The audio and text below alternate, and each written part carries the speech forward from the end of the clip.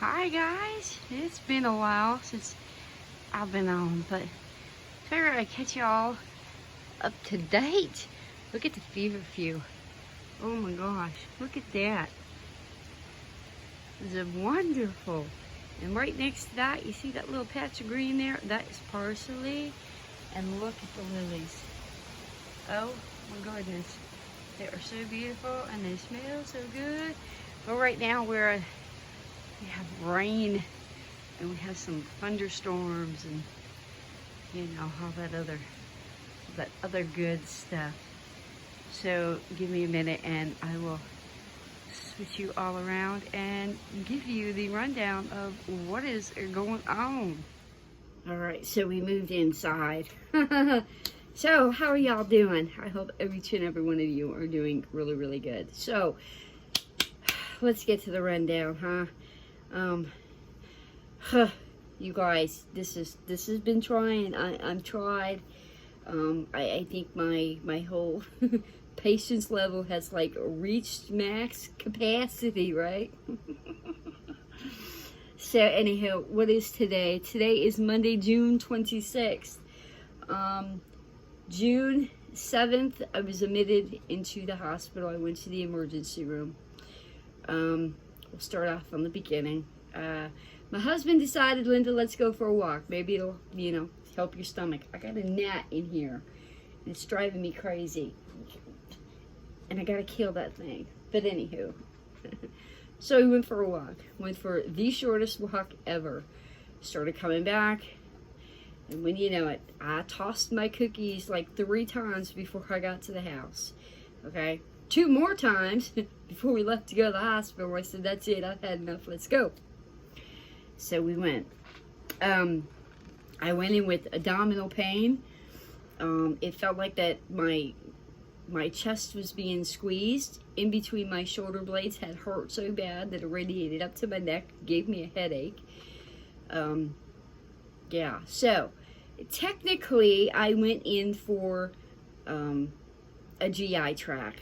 Okay, now upon doing all of the testing that they did, because we did a CT scan as well, we did an ultrasound, and then there was another a HIDA scan. I can't stop. This gnat driving me crazy. And we did a HIDA scan where they went and they blew up my gallbladder. And then they let the air out. So apparently they filled it up with air, I guess, and then let it all out. And it came back that I had gallstones. They also had told me that I had a tumor on top of my gallstones. I mean, not on top of my gallbladder. Well, come to find out, after going to 2 doctors last week, I went to the pulmonologist and I went to my regular doctor. Come to find out there was no tumor on my gallbladder. So some people don't even know what they was talking about. Yeah. They never addressed the gallstone issue. That I had to go to my doctor to find out. They also did a CT scan on my chest, and my left side, this is right. my left side of my bottom lung was filled up with fluid. There was fluid around my heart and around my gallbladder. And apparently all that was like connected together. So, went in and drained out, what was it? 500 milliliters of parafluid. I think that's what they call it. Parafluid or perifluid. Something like that. Anyhow, I had fluid build up on my lung. So they drained off my lung. And they went and tested it for bugs. So if it grew anything, then it was from the my lung cancer. Okay. But come to find out, okay, there was no cancer in it. Okay, not this time. They had said that not this time. It didn't detect anything. So I'm taking that as a win. Now, my pulmonologist doctor came in and had told me that, Linda, this may happen again. If it happens again, we're going through the same stuff that we did before. So I spent, let's see, I didn't get up to the room till like 2:30 in the morning, and I went in like 5 o'clock in the afternoon. So I spent three days in ICU. That was the worst ever. I also found out that I had sepsis in the blood. So they were giving me heavy doses of antibiotics. Then they were worried about my heart because my heart rate went like through the roof. So they had to give me a drug to keep my heart rate down. My oxygen level was way below 85. Yeah, that whole week I was in the hospital because I got out on the 14th. I got out on the 14th, so I've been out now for a week and a half. I got sent home. Well, I went to my doctor and she gave me the Carafate. Now the Carafate is supposed to, if you have an ulcer, it's supposed to go down, get to the ulcer, put a coating around it, and it will take about a month for, that to go away. Then I also got the urosidol to break up the gallstones. Now they also told me that I have only 13% function of my gallbladder.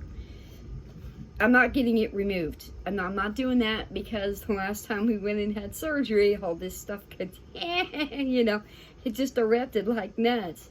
So I'm not doing that, but they're also worried about my kidney because my kidney showed some spots and it showed a lesion. Now that may be cancer, but I do not know yet because they want to do a biopsy on that, and I really don't want to do that. So I asked her, I said, okay, what do I do about the kidney? And she's like, water, Linda, water, none but water. So water and lemon, here I come. So I've been drinking a lot of water and a lot of lemon. Probiotics because the whole 2 months of getting nothing but,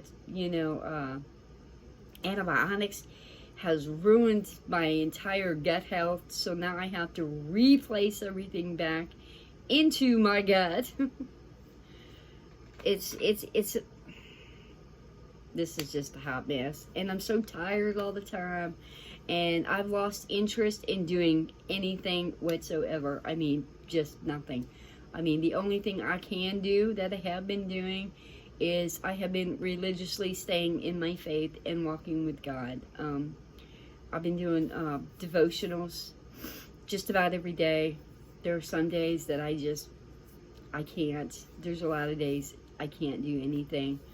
My husband, he's still out of work. He's been out now for 2 months. Bless his heart.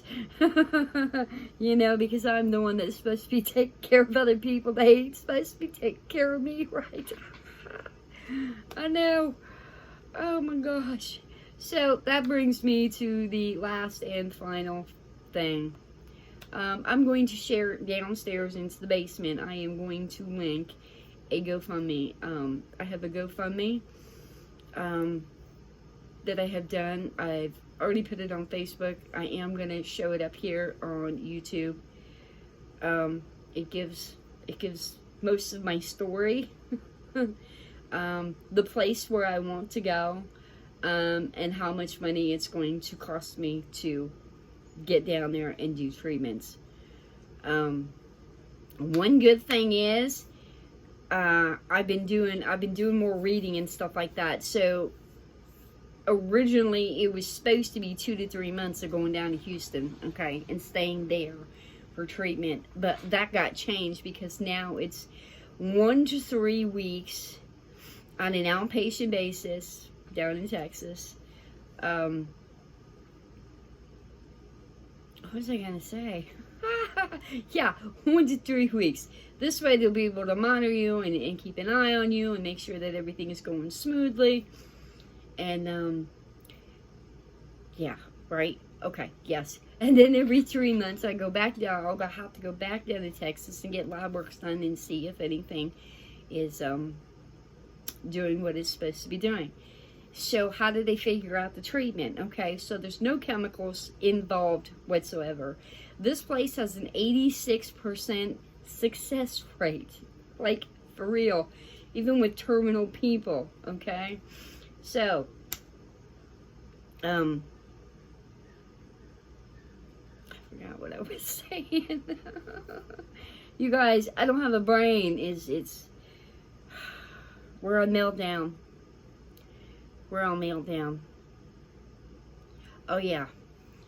So the testing that I had done in Canton, okay, I had the genetic testing done, you know, your DNA, okay, your genetics. So what that is going to do is that it's going to tell me how many cancers I actually have, because so far there's 3, okay, how many I actually have, how many more I could get, and what side of my family it comes from, you know.